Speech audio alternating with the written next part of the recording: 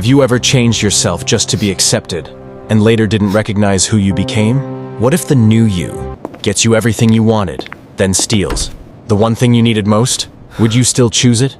Once upon a time, in a small struggling town in the USA, there lived a very poor teenage boy named Ethan. He was 16, skinny from missed dinners, and he wore the same gray hoodie every day because it was the only warm thing he had. Ethan lived in a tiny apartment with his mother, who worked double shifts at a nursing home. The rent was always late, and the fridge was often empty. At school, Ethan tried to stay invisible. Quiet steps, eyes down, polite smile. Not because he was shy, but because he was tired. Tired of being looked at like the poor kid. Tired of feeling like his life was already decided before he even grew up. Ethan didn't want to be famous. He just wanted to matter to someone. Ethan noticed something early. Students didn't respect kindness, but they respected confidence. And confidence in his school looked like loud laughs and not caring. The popular boys didn't apologize. They talked like the world owed them something. One day, Ethan watched a kid drop his books in the hallway. Ethan bent down to help, but the kid shoved him away to look cool in front of others. People laughed anyway. That laugh stayed in Ethan's ears all day. That night, Ethan stood in the bathroom mirror, staring at his own face. He practiced a new expression. Hard eyes, no softness. If they don't see me, he whispered, I'll become someone they can't ignore.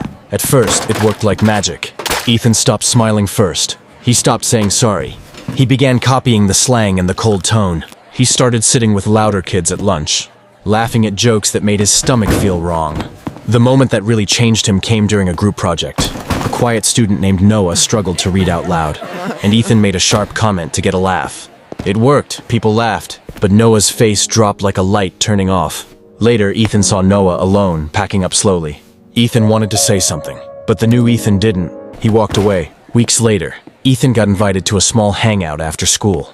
He forced jokes. He forced confidence. At the hangout, someone pulled out a phone and showed a short video. Noah stuttering while reading, filmed secretly. The group laughed and replayed it like it was entertainment. Ethan laughed too, louder than anyone. Then something made his chest turn cold. The camera shifted in the video, and Ethan saw himself in the background. Not laughing, not talking, just standing there, watching. His face looked empty, like a stranger wearing his skin. The next day, Ethan found a folded paper inside his backpack. No name, just a short note. You weren't always like this. His heart started racing. Who wrote it? At lunch, he saw Noah sitting alone, looking down. That night, Ethan couldn't sleep. Finally, he went to the school library and found Mrs. Hart shelving books. The words fell out of him. Do you think people can change back? Mrs. Hart paused. Yes, but first you have to admit what you traded away. Ethan swallowed.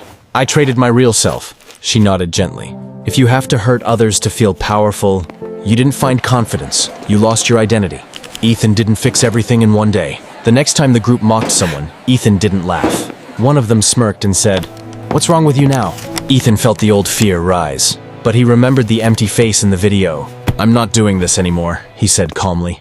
They laughed. Ethan stood up anyway and walked away. Later, he found Noah after school. I'm sorry, he said, voice low. I wanted to fit in. I messed up. Noah didn't forgive him instantly. He just said, okay.